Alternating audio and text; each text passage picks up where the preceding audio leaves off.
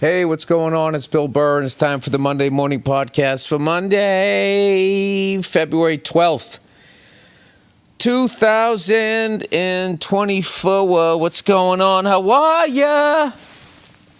How's it going? Did you enjoy the Super Bowl? Were the commercials what you thought they'd be? I went to the game. As I mentioned, I was going to be out there. Me and Paul Verzi did the BetMGM, the Anything Better live. We did a live podcast. What am I trying to say here? At Brad Garrett's Comedy Club at the MGM Grand. I had never been there before. It is a beautiful, beautiful comedy club. Dare I say perfect. What was really incredible was all the pictures that he had up on the wall.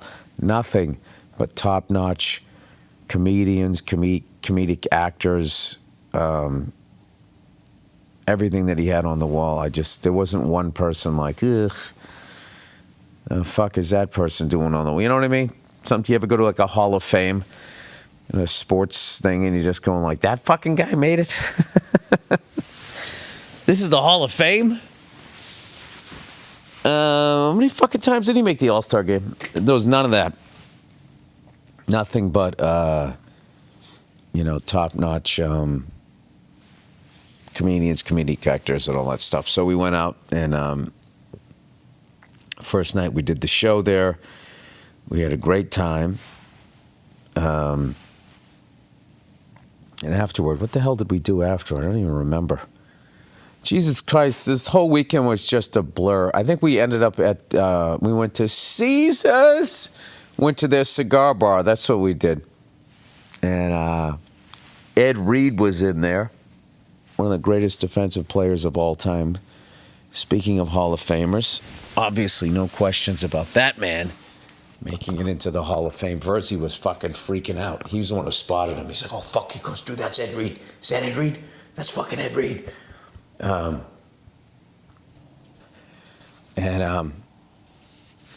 like, dude, I want to go over and say hello. I'm like, dude, don't say hello. Leave the guy alone. He's like, all right. He fucking freaked out. Anyway, so we had a great time that night and went to bed early or whatever. Smoked my first cigar in like fucking almost 40 days. Obviously enjoyed that. And then the next day we went golfing.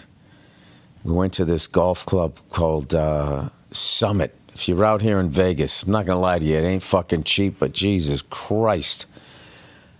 Goddamn, that might be the most beautiful golf course I've ever been to. And I played really well. And I actually played all 18. I usually, I'm not going to lie to you, by 7 holes in, I'm starting to count down, going like, let me get the fuck out of here. But I had a great time playing. I had a great caddy, and I just did what the guy said. And it's funny, a lot of the shit that I learned from drumming, I just apply to golf. It's so weird, just how anytime you try to fucking, like in drums, if you want to get playing drums, if you want to get like a big sound, your instinct is like to bring your arms all the way up and just bash your fucking drums, slam the stick down on it, and you end up almost like choking out the sound. It's the more relaxed you play, the more the drum can like sing and actually you can hear them. And it's the exact same thing like in comedy. If you go up like, oh, I gotta get him, oh, I gotta fucking kill.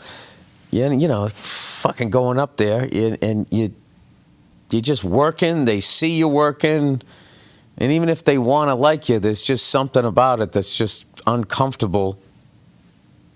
And you get laughs, but you don't kill. You go up there, you don't give a fuck. I'm going to say whatever I want to say. I don't fuck these people, Not in a disrespectful way, but, fuck them if they don't like this shit. You end up having, like, your best sets. And golf is the same thing. It's like baseball or anything, where if it's just like, if you try to fucking, smash it to the next fucking parking lot and you end up grounding out to short. Golf's the same thing. So I just was like, all right, I'm just going to try to not give a fuck. Because I always say I don't give a fuck. But then, after a couple, you have a couple of good shots, you want to have another one. Or you have a bad shot, and then what do? You're rushing up to your ball. I gotta get back in there. I gotta make up for what I just did. I didn't do any of that shit. I think I went into every fucking sand trap on the first fucking 9 holes. And I was just laughing with my caddy, going, all right, I feel at home here. This is what I'm doing. I'm going to get my sand trap game together. But I just tried to keep my hands relaxed and all of that thing. And I was fucking hitting it straight the whole goddamn day. I only lost, I think, 3 balls. I mean, that's for 18 holes. That's pretty good for me. But I hung in there, did all 18 holes. Parred one. It was my best one. I should have parred another one, but like an idiot, I went for the hole, and the greens was super fast. And then I went at least 8 or 9 feet past it, and I'm not going to fucking sink that. But the fucking funniest thing, I can't believe I didn't film this, was Verzi and my buddy Mike were, playing I don't know what the fuck it was, $20 a hole or something. They got down to the last hole, and Verzi's last shot of the day, he was in the rough right off the green, and he fucking chipped it, and it hit the green, and it just started rolling, and it went into the cup. And what was fucking hilarious was the sun was behind him, so I couldn't even see it. Dude, his celebration was the funniest shit ever. Oh, I forgot to tell you, it was fucking cold, right?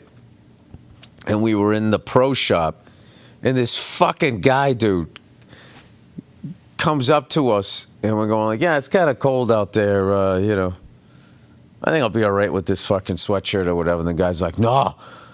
He goes, you need 2 gloves, you need a hat. And Verzi bought this fleece thing. He goes, no, you got to buy the bigger thing. He goes, look out there. He goes, look at, it's snow. And he points at the fucking mountains. It's like, dude, that's 4,000 feet above us. We were fucking laughing about that guy. The guy quit after 9 holes, too. We saw him at the turn, and he was fucking going home. It was hilarious.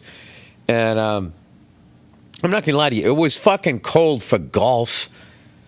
But he was acting like he was going out there swinging a metal bat. You got to get 2 gloves. I immediately was like, fuck this guy. I'm not even wearing a glove. That was one of those things where you just wanted to be like, dude, you're kind of a pussy. It's a funny thing. He was a total pussy, but he could still kick my ass, so I didn't say it. That's a fucking funny moment in life. When somebody's being a pussy, they are a fucking pussy, but you're not going to call them a pussy because they could kick the shit out of you. I mean, that was the situation. That's, as you get older, man, that's what ends up fucking happening. When you're younger, you can just laugh and just say that. You're like, Jesus Christ, buddy. Why don't you take 2 fucking maxi pads and glue them to either side of your fucking ears? So we went out anyway, we go out to the fucking,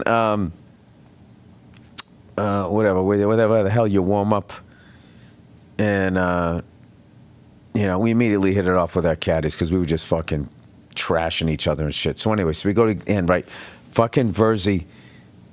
Okay, Paul had bought this pom-pom hat, right, that he put on over his regular hat, and he had his sunglasses on, right, and this little fucking windbreaker thing that he had, and he played great all day. So he fucking chips out of the fucking rough. It lands and it fucking rolls into the cup, and I couldn't see it rolling in because I had sunglasses on. I'm old, and he was backlit by the sun. And, dude, it was the funniest fucking celebration. He just goes, yeah! Right? And he starts fucking running, right? He fucking took his golf club. He fucking throws his golf club. And he He's going, yeah. He was yelling, yeah, as he did all of this. He goes, yeah. He fucking threw his golf club. And then he grabbed his pom-pom hat and his hat. He threw that. And then he's like, yeah. And he fucking threw his sunglasses. And then he galloped sideways and hugged his caddy, just screaming the whole time. Dude, I was laughing my fucking ass. I was so happy for him, but it was also fucking ridiculous. It's like, dude, you celebrated more than Phil Mickelson did when he won his first Masters. But I can't believe I didn't film that. I wish I filmed it. I would have put it in slow motion. And I was going to play the ending of that song that they used to play at the end of This Week in Baseball. That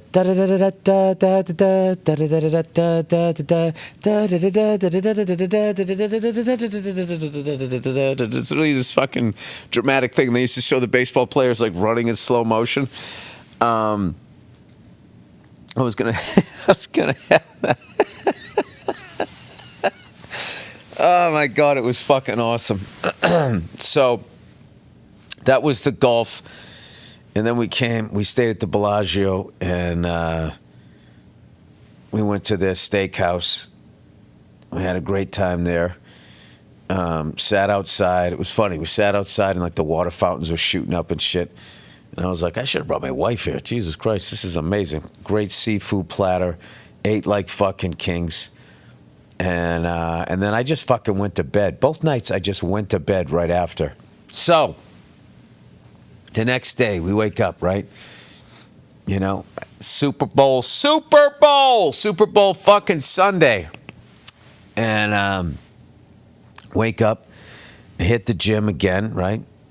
Hit the gym a couple times on this thing. I'm going to tell you something, man. Like, the fucking plastic surgery and the fucking, like, human beings now are becoming like those fucking classic Ford Broncos where it's really hard to find one where the fenders haven't been cut out, you know, so they can fucking lift them and put like bigger tires on them. There was a lot of fucking resto mods in the gym, and I'm talking dudes. The new phenomenon are guys my age, and they are fucking jacked. I mean, I'm talking like throw you through a fucking wall. They're 55 years old. They're fucking on juice. They got hair systems. And there's like all these fucking women in there, and there's like these fucking weird looking asses and titties and fucking faces yanked back and shit. I mean, it's a fucking epidemic. And I guess just as a guy, you know, as a big Hollywood phony, I got to be honest with you guys. You fucking regular people. You people not in show business, you really need to shut the fuck up about plastic. It is out of fucking control. I couldn't fucking believe. I'm just sitting there looking at that guy going like, that guy is on like fucking horse tranquilizer. It's not like the 80s, you know, where your nuts would shrivel up. You know what I mean? You'd walk around with no neck. But I'm just saying, there are, you know what I'm saying? These fucking guys walking around, they got on like tight t-shirts, my age, and you see like their back muscles. It's just like, you just didn't see that. You just didn't fucking see it. Like how aging has changed. You know what they would look like? They were like, you know what a resto mod is in a car? Where like on top, you know, it looks like a fucking whatever, 67 Cadillac Eldorado, but underneath it's 2024 technology. They're like the reverse of that. They're like reverse resto mods. Where like underneath it's 1972 and fucking, but to look at them, it looks like fucking 1984 or whatever. Like the year they were born, you know? It's almost like they're creating their own like race of people. It reminds me when I did F is for Family, and that was the most fascinating thing, like doing a cartoon, is you had to create your own race of like animated people. And we're like, oh, what about these eyes? Oh, you can't do those eyes. The Simpsons do those eyes. Yellow people are the Simpsons. All right, you can't do really bad animation. That's the Simpsons. What's that spy show that I haven't watched in a while? I really liked it too. Just they had almost looked like Johnny Quest type animation. So eventually we settled on after for family, so we would look different than Family Guy and all of that shit. Like this fucking plastic surgery that these people are getting, and the fucking testosterone and all of this whatever however the fuck you say it, whatever these people are fucking taking. I mean, they have everybody's walking around like they're fucking 25 years old, but they're not.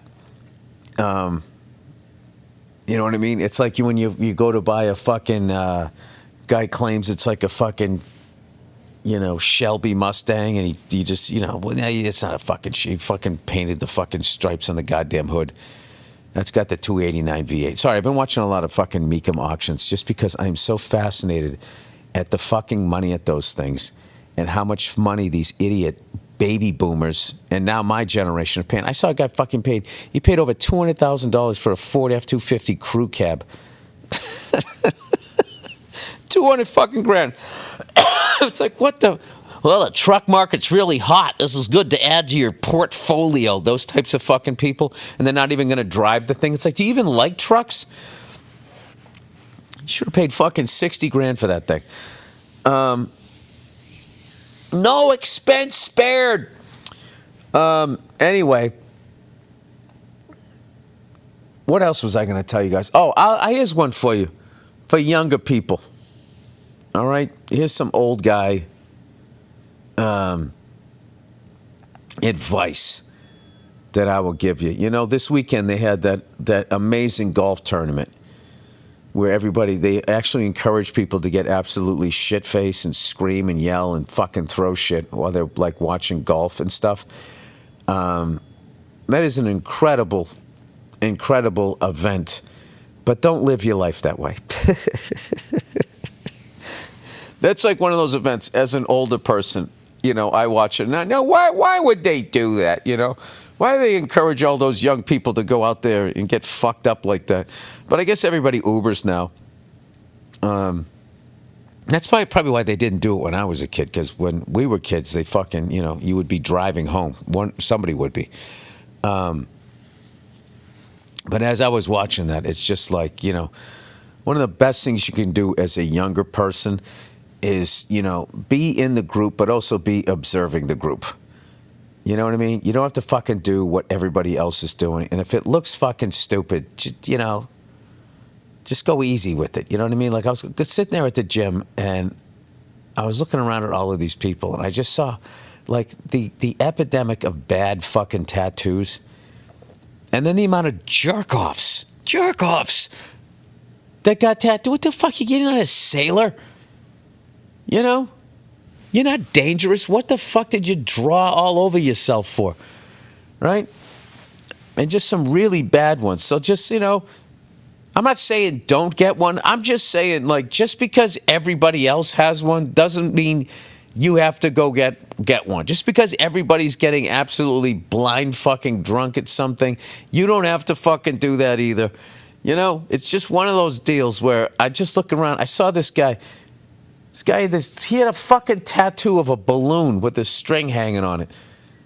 Like the balloon part was on his shoulder and then the string kind of went down onto his bicep. I'm just like, that is the dumbest fucking shit. I don't know. Maybe I'm not supposed to look at it. You younger people probably like, well, I mean, if he likes balloons and he wants one on his arm, I mean, what does it mean if I can... I'll tell you what it means. You know what I don't like? What I've watched is how they just constantly dumb shit down to try to, and rather than making people raise themselves up to this standard, corporations come and they meet the dumbest, they grade it on a reverse curve and they go down to their level just to try and make more money. You know what I mean? It's like, I would say, I don't know, when you see like that, what's her face there that everybody was flipping out that they kept showing her, like that was just totally a fucking money move. She made money, they made money, and they didn't give a fuck that you were flipping out. And they actually, because they know you're still going to watch the fucking game. And I don't know. So now they're just like, well, we've gotten people that are into golf. What about people that, what about alcoholics that just like to fucking act like fucking morons? And it's just like, how come at a golf event you have to be quiet? How come you can't? How come you got to fucking do that? Let's just dumb it down and you can act like a complete fucking animal. It is funny and shit, but it's kind of sad watching that all the time. That they just keep, they don't make people try to be better. They just go down. It's like the casinos here. Like you used to have to wear a sport coat to go down and fucking go gamble and shit. You couldn't go down there dressed like a fucking bum. You couldn't even wear sneakers. You had to dress like an adult. And somewhere along the line, they kick the mob out. The corporations come in here. Everything becomes expensive. And now their big thing is they go after fucking people that play slots. I don't know. Oh, speaking of that, I ordered fucking room service, right? It's Super Bowl weekend. I fucking ordered room service, and the lady goes, okay, just to let you know, it's going to be like 90 minutes. Is that okay? And I go, no, it's horrific. It's horrific. I'm hungry now. I go, but I know it's not you. I go, it's the corporation that runs this place is trying to run a skeleton crew so they can save a little bit of money so they can go out and go buy a bigger yacht. And you know what the lady said on the phone? She goes, thank you.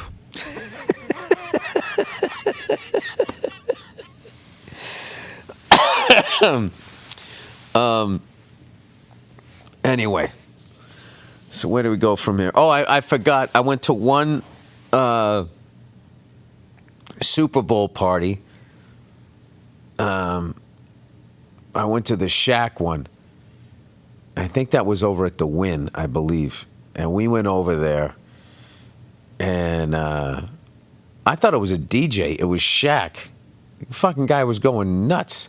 Speaking of, like, how the hell do you have that energy at that age? He was up there, like, he had, like 11 in the morning energy, and we got over there at, like, midnight. It was pretty friggin' amazing.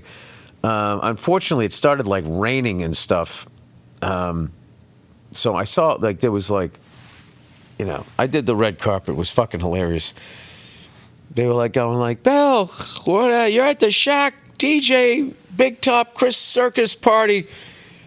What are you excited about being here? I'm like, I'm 55 and I have earplugs in. I should have been in bed like an hour ago. Anyway, yeah, I went there and I immediately felt like I was 30 years too old for the event. So we didn't stay too long, but if you do go out to Vegas, I'm not gonna lie, like that party, they went all out. They had like all kinds of like, I don't know what it is, just stuff to look at. Some woman on like stilts, like 30 feet in the air with this giant fucking dress. I felt bad for her because it was fucking freezing out, and it was raining and everything. And there was all these women. You could see they spent hours getting ready, and then it just started like raining, and they weren't leaving. They were still going. Shaq was going nuts. He was DJing. All the young kids like all of that shit, and they weren't leaving. And I'm immediately, going like, no, I'm gonna catch a cold out here. I gotta get out of here. And I was just like, Phil, you're fucking old. Go home. So we had these VIP things. We were working our way, all the way into the party, and it just kept getting louder and louder and louder. And I finally turned around, and like we were trying to get into the club, and we had like the bands to get into the club. And it was just getting louder and louder and more like packed with people. And I finally turned around to Kenny and I go, why are we going in there? And he goes, I don't know.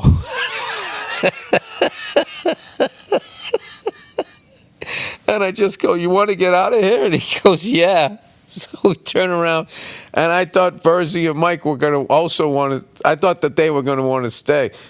And I was like, you guys want to get out of here? And they were like, yeah, let's get out of here. Just a bunch of old dads. So we fucking, like the movie, right? So we ended up walking out of there, which is good because it created fucking 4 more spaces for young people. It's young people. You go in there. That's your fucking thing. We're old. We got to get out of here. So we ended up getting out of there. And I will say, I did see this. I saw this woman, like there was so many beautiful women there, but I saw this woman just an absolute fucking 11. Absolutely fucking gorgeous. And she was trying to get up on the stage. And the security guy was going, no. And her vibe was like, what do you mean no? Like, look at me. And the guy's looking at her.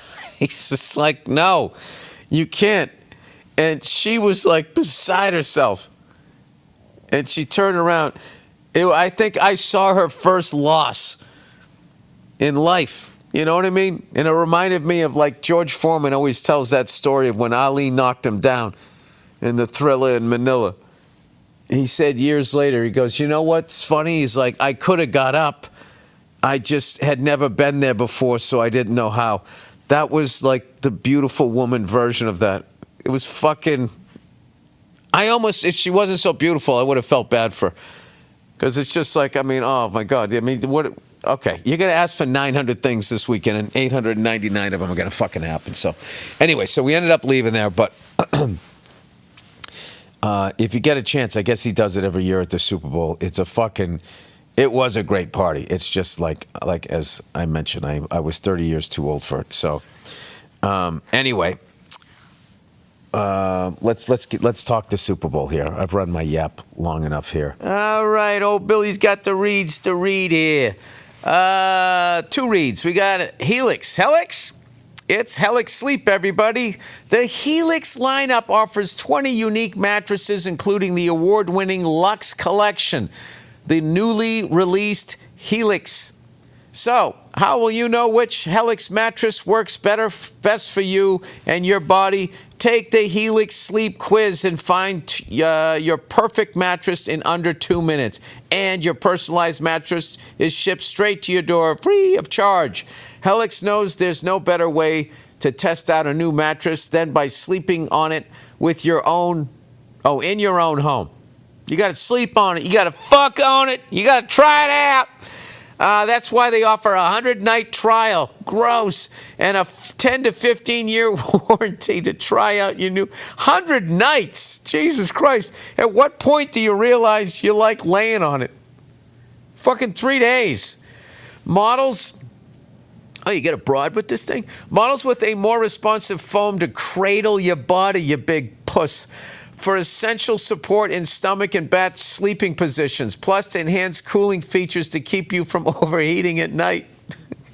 Just pay your taxes, okay? When you have to go out and buy a fucking mattress that keeps you cool, whatever you're doing, stop stealing from the office. Plus, Helix mattresses are American-made. America, fuck yeah. And come with a 10 to 15-year warranty, depending on the model. Don't want to take my word for it? Helix has been awarded the #1 mattress picked by GQ and Wired magazine. It's even recommended by multiple leading chiropractors and doctors of sleep medicine. Granted, they probably have a side deal. And as a go-to solution for improving your sleep, Helix is offering 20% off all mattress orders and 2 free pillows for our listeners. Go to helixsleep.com/Burr and use the code HelixPartner20. HelixPartner20. This is their best offer yet, and it will not last long. With Helix, better sleep starts now. All right, read number 2. Oh, look who it is, everybody. It's Simply Safe. You know, when you love someone, when you fucking love somebody, you protect them in the best way you can. That's why I recommend Simply Safe Home Security. It's an advanced system that protects every inch of your home and backed by 24/7 24/7 with professional monitoring for fast emergency responses for less than $1 a day. Am I going to put on my glasses? Did I tell you guys I got glasses? Let me put these fucking things on. I can actually do a decent goddamn read here for fucking once. Oh, there's the copy. I haven't seen it in 7 years. Simply Safe is trusted by experts. It was named Best Home Security System of 2024 by U.S. News and World Report. Simply Safe offers you... Now, why wouldn't they give me a good copy? Simply Safe offers everything you need, for whole home protection, HD cameras for indoors and outdoors, advanced motion sensors sensors and entry sensors to protect doors. Even with glasses, I still mess it up. Windows and rooms. And a collection of hazard sensors that detect fire, flooding, and more. Oh, that's great.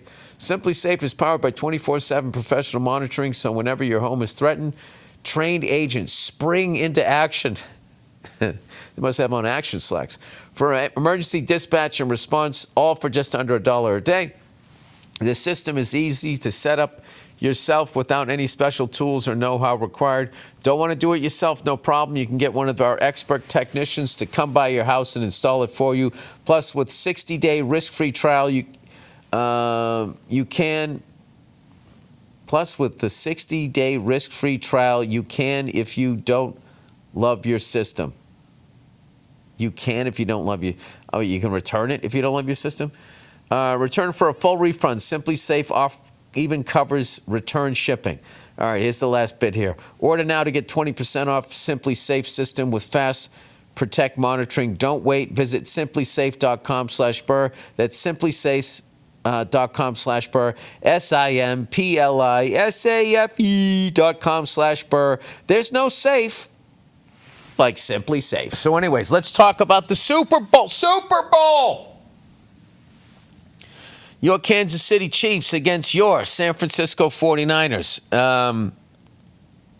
I couldn't believe the line all week. It was like +2.5. Kansas City +2.5. Kansas City +2. Went down to 1.5 at one point.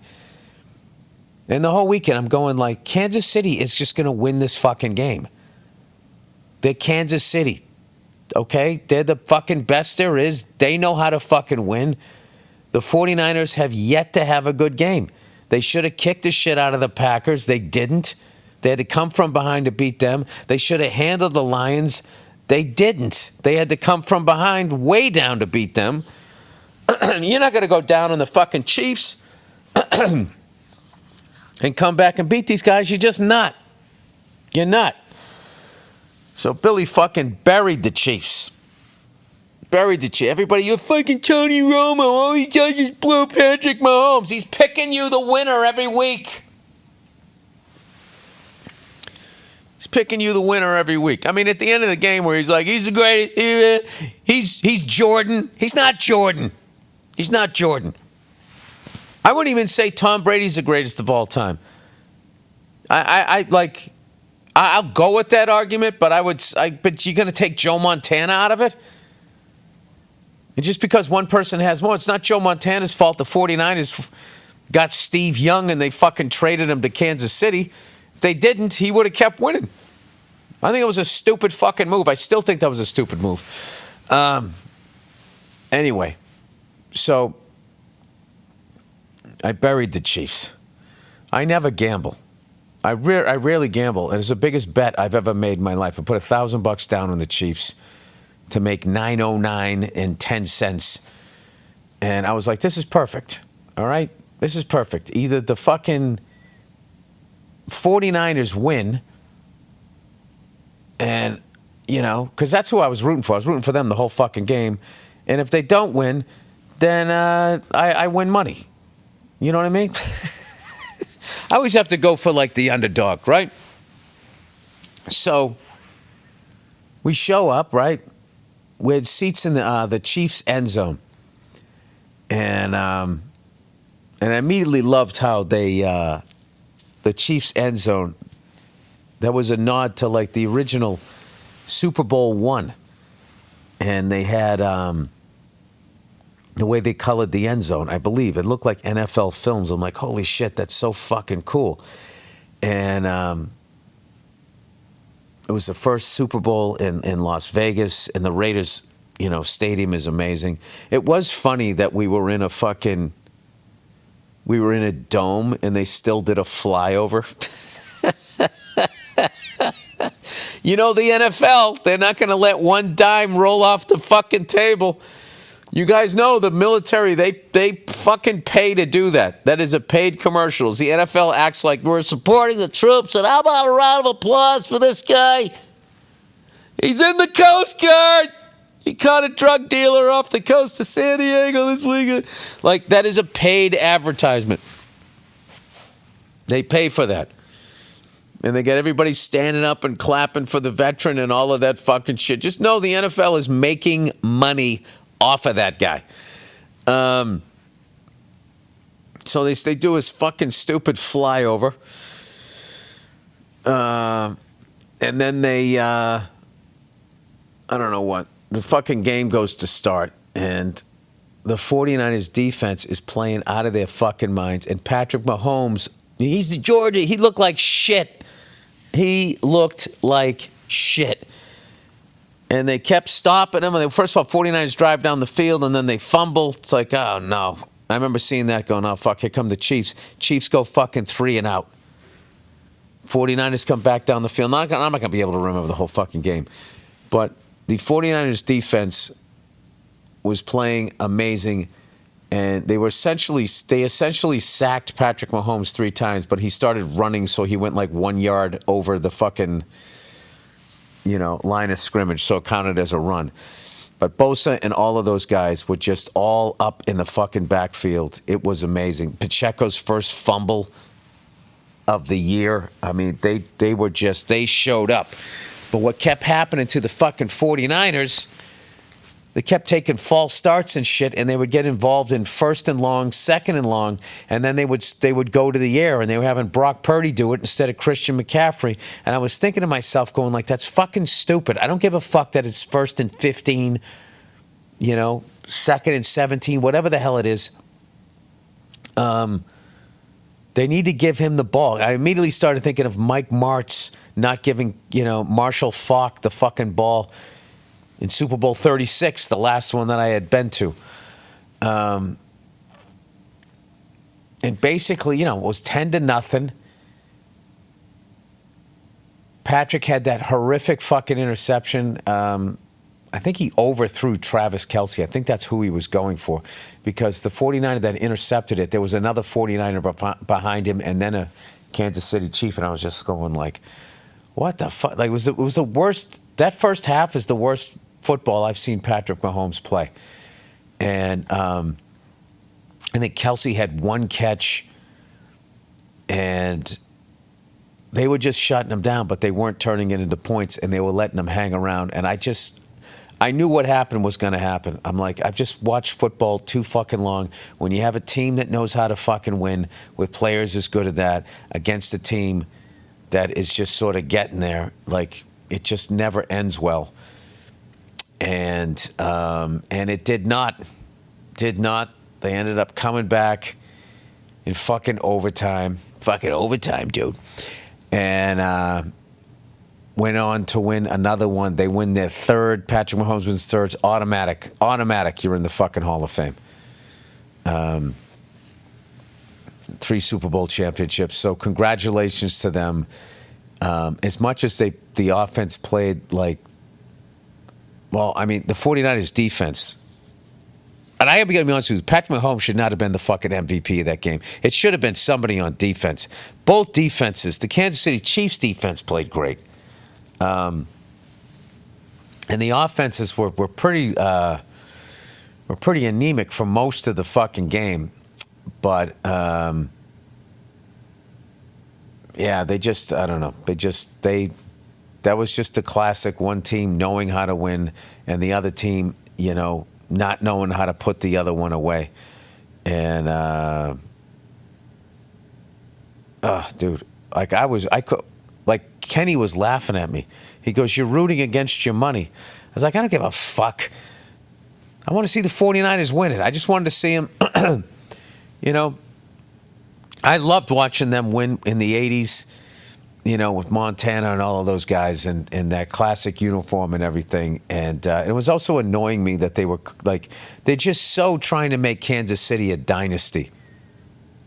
Like they said, teams that have won 3 Super Bowls in 5 years. And they said 5 years because that's how long it took Kansas City to do it.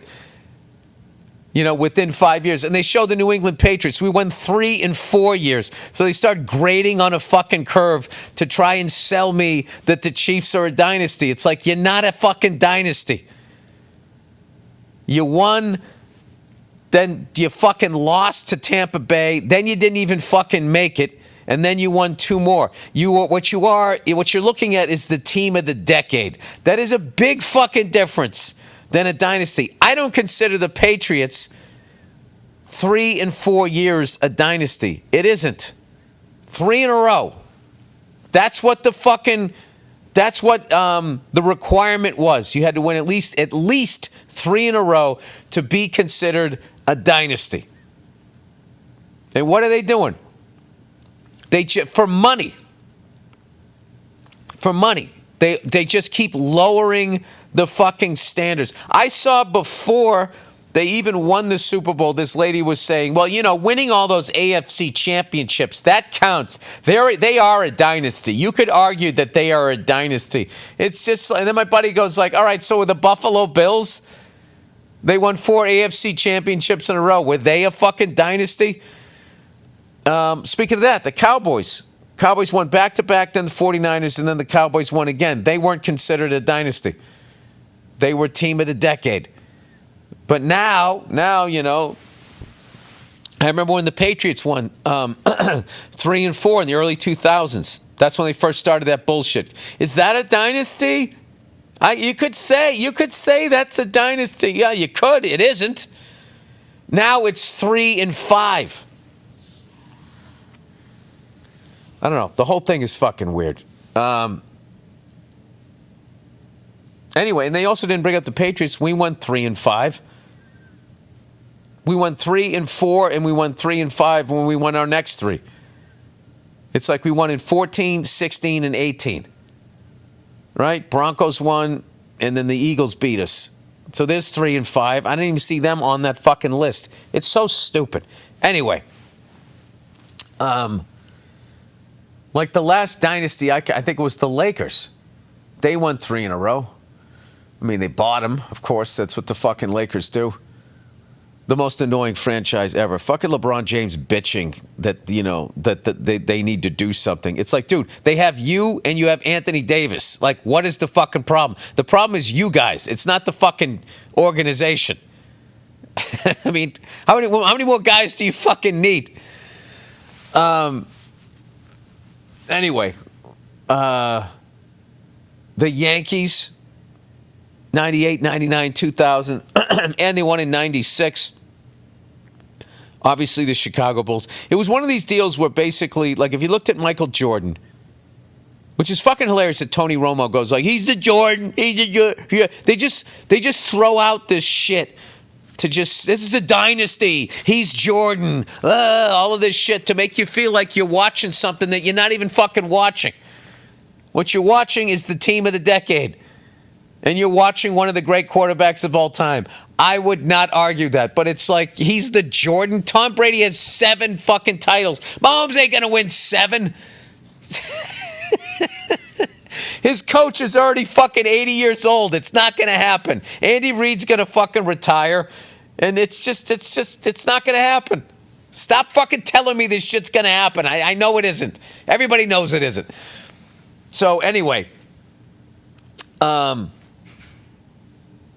don't know. Like, when Jordan played, the amount of fucking great players that never got a ring, and it doesn't even make sense. They just didn't get a fucking ring. That's a fucking dynasty. Is you win so fucking much that people that would have won don't. Like, they go fucking, like, no. I don't know how else to explain it. It's like, think of the Bulls in the 90s. If Michael Jordan didn't leave to go play fucking baseball, the Rockets don't win. And this is another thing, too. Like, the only play, Akeem Olajuwon and those guys are the only ones who got rings when the Bulls dominated in an entire fucking decade, won 6 and 8 fucking years, or the Pittsburgh Steelers won 4 Super Bowls in 6 fucking years.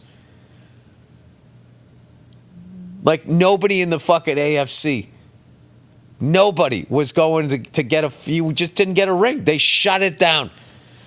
But anyway, having said that, congratulations on the Kansas City Chiefs winning I think that was their 4th Super Bowl. And I do like the Chiefs, but like, you know, all of that Tony Romo shit that he was saying, that's like, it's just they're just selling the game is all that they're doing. Like, was that the great? I've never seen anything like that. You just saw it. Somebody did that last year. Just stop with this shit. So anyway, yeah, they went ahead and won, and it was so fucking funny. Like when they would show Taylor Swift at the game, people were like booing her and stuff. And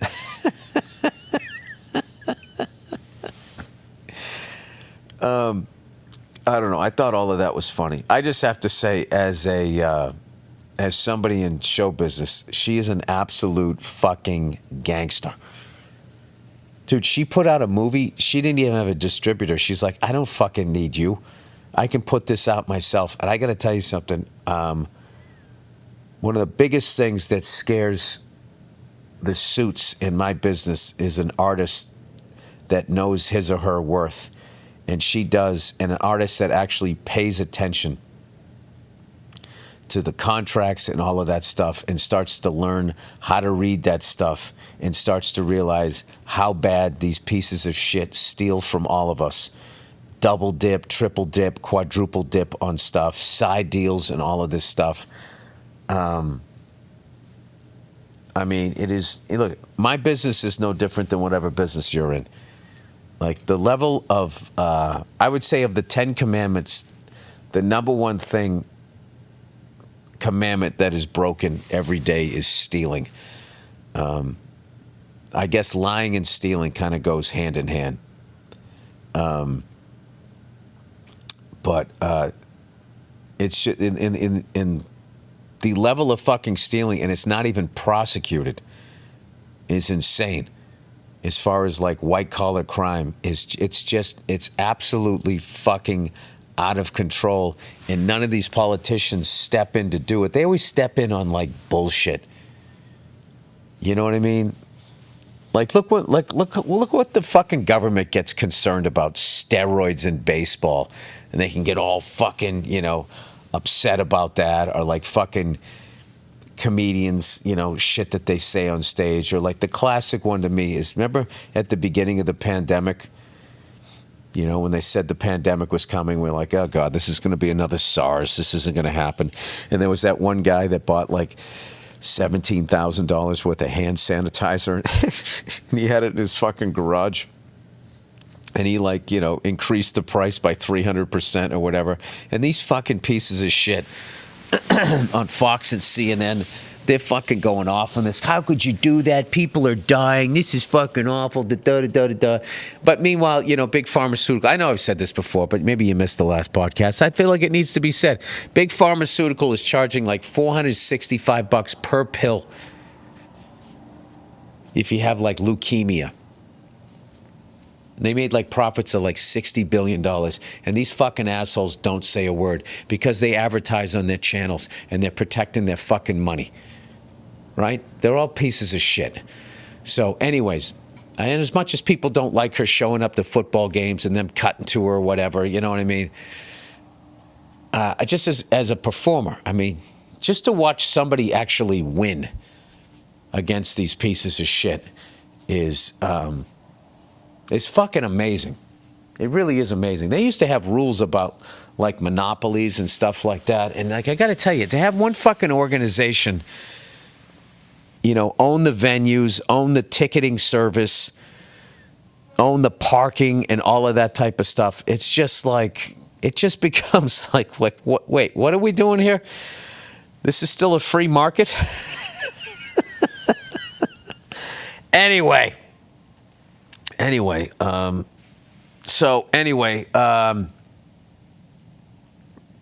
yeah, so the game ends.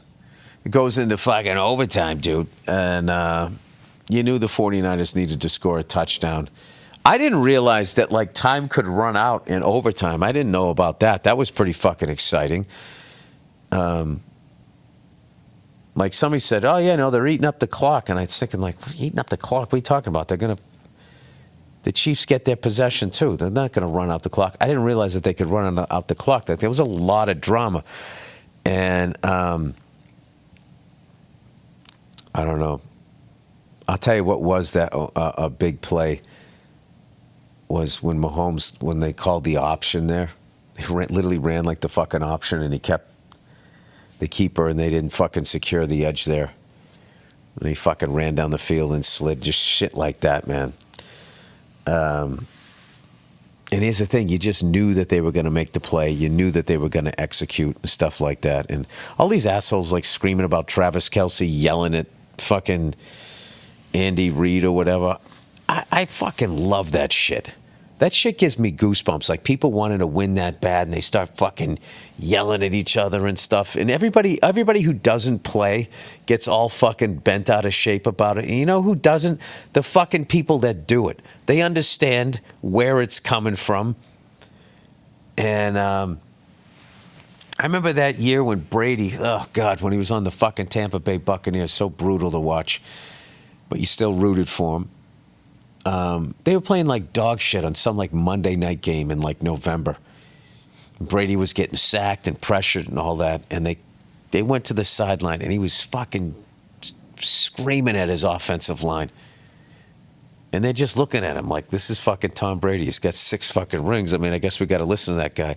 And I really felt like that was like a turning point in the season where, you know, when somebody as good as that is fucking yelling at you or showing that level of passion, you're like, all right, what am I doing? I need to try to attempt to get to this person's level.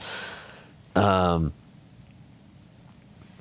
mean, look, Travis maybe didn't have to bump into him.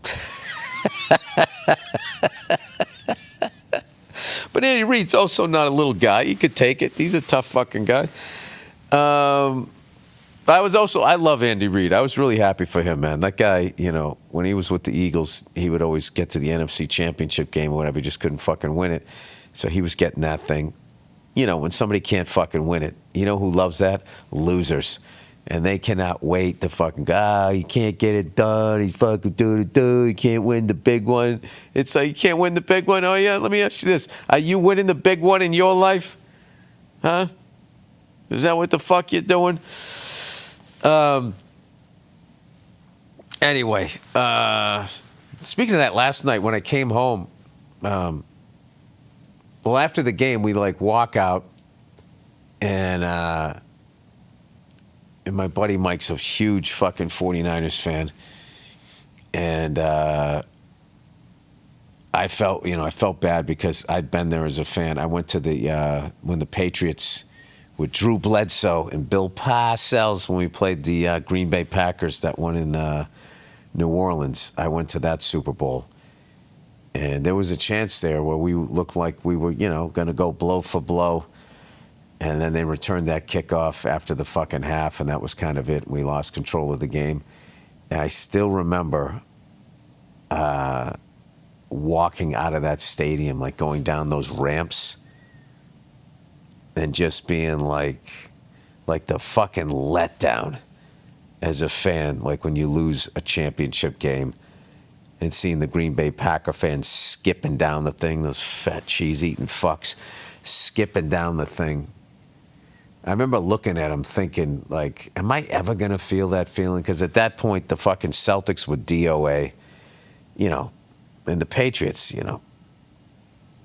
I mean, we didn't even play in a real like the reason why I like the Buffalo Bills is because of their stadium. Because they were the same, like, that does not look like a pro football stadium. And the Patriots played in Sullivan Stadium, and it just didn't look like a pro stadium. It looked like a Division I college, but not even a big program. It just kind of looked like because it held like 60,000 people, where those, you know, Alabama and all them, even back then, held like fucking, you know, 80 or something like that. So, I mean, it looked like, you know, Virginia, like West Virginia's football stadium or something. So, yeah, that was like 90s. That was early January, February 97. I just remember thinking, like, fuck, am I ever going to feel that feeling again? Because the Celtics is just over. Len Bias died, and then Reggie Lewis died, and it was the whole free agency thing, and, you know, Danny Ainge wasn't there putting it back together. And it just looked like, Ray Bourque. It was right around the time Ray Bourque had to leave the Bruins to go win a cup in Colorado. He wins the Stanley Cup and then brings it back to Boston to remind us what it looked like. I know his heart was in the right place, but it was just like, ugh. It was just a lot of that shit. So I felt bad for him. So we ended up, we went back over to Bally's, and we just got some appetizers, and they had some really good booze there. So I bought him some top shelf shit for it. So that's the thing, dude. It's just a fucking. That's why I love sports. Just watching how much people gave a fuck. And I ran into Al Madrigal, one of my great friends in this business, and he was so amped up for the game. I didn't run into him after the game. He was sitting someplace else. And anyway, I will say I definitely think the 49ers will be back. And I don't know. I'm such a nerd for the Super Bowl that I'm always sitting there going like, the team that had the most gaudiest record in the Super Bowl first was the Steelers. They were 4-0. And then all of a sudden, from 81 to 94, San Francisco 49ers went to 5 Super Bowls and won all 5. They were 5-0. And that was for the longest time the gaudiest Super Bowl record. Giants have a good one. What are they? They're 4-1. But they were 5-0. And now they've lost 3. Now they're 5-3. That's a fucking. I was talking to my buddy about that. I go, you guys either go 6-2 and you're one behind the Chiefs, or the Chiefs level up to 4-0. Now I could definitely see. I don't know. How many more do you think the Chiefs got in them? It's weird. It's a quick fucking window. And then all of a sudden people get old, people retire, people take money elsewhere. But I will say for the Chiefs organization to lose a guy like Tyreek Hill and win 2 more without him is pretty fucking amazing. It's pretty fucking amazing. It's just a shame, like all the overhype of it. And then, all of that other dumb shit where the NFL's trying to make more fucking money is annoying to listen to. I don't understand why you can't just say what is happening. Why do you have to why does everything have to be so overhyped? Is it because there's 9 million channels and streaming services and young kids sitting around, watching people play video games? You don't even play video games. You watch somebody play video games. It's fucking weird. So anyway, thank you to BetMGM for this weekend, though. We had such a good time. Thank you to all our fans that came out to the show. It's a really, really cool vibe of people in there. There was a couple of drunks. One guy down front who just wouldn't shut the fuck up and just interrupted the entire fucking show. And what was hard was no one could really hear him, but we could hear him. And then classic that guy's personality. At the end of the show, he's like, oh, yeah, and we shook his hand and stuff. He's like, oh, it's just busting balls, and he felt like he was part of the show. You know what's funny? I just ended up feeling bad for the woman that was with him. And I'm not going to lie to you. You could, at certain points, you saw the sadness on her face being with that guy. But that was also her love for him. Where it's just why are you doing this? Why are you making an ass out of you? Why can't he just be like this? Anyway, it's Valentine's Day, everybody. Valentine's Day. Who are the fucking Sherry's Berries is never going to come back, are they? They're never coming back. I used to love doing those fucking Sherry's Berries. They just. Do they even make them anymore? Did they get bought out? Anyway, I got to come back here and see a concert at the Sphere. I just got to wait for the. I got to wait for the right band to go there. You know what I mean? Because I like U2 and everything, but I know, like, there's going to be somebody like, I don't know, like Judas Priest, like something that's like you know what's funny is I really like U2, but there was just such a social thing when I was growing up as far as what bands you liked, what bands you didn't like. And like if you were into Priest, it was almost like this unwritten rule that you couldn't like U2. What's funny is, you know, the guys in Judas Priest probably liked U2. So I got on board with U2 really late. Really fucking late. Like, I didn't get, like, that B.B. King shit. I did what I did till love came around. I didn't understand whatever the fuck that was. Rattle and Hum. I didn't get that. I liked the one, In the Name of Love. I liked that one. And then there was those ones in the early 90s. I liked those ones. And I was like, I finally was just going like, can you stop being like, I'm into metal, and just admit that this is a really fucking great band. And then I always loved Larry Mullen Jr. So they're playing the Sphere. It's just like, I don't know. I just got the kids and everything. I can't fucking get out here. And I know I think Dean went to see him there. He said it was fucking amazing. So I don't know. I do have to go to a show there. As much as I think the Sphere fucking annoys me. It's like, isn't it enough that you're seeing U2? Like, you got to have, like, you know, or like, be a fucking man and just drop some acid and see all of that shit. Instead of having like this fucking, you know, flight simulator acid trip that they get. Or even if you crash, you don't die. I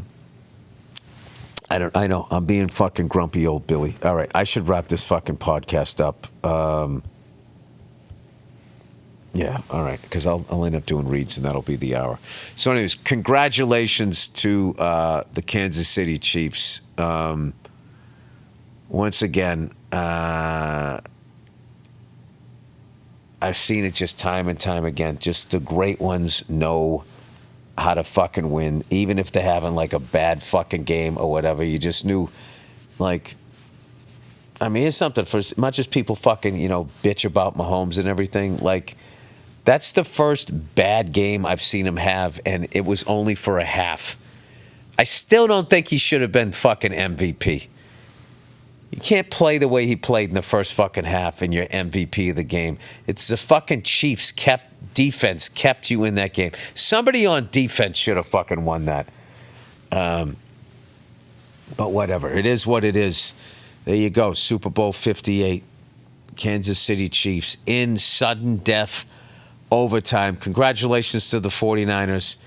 An incredible year. And I'd like to see them come back and win. You know? It's a fucking great organization. All right. That's it.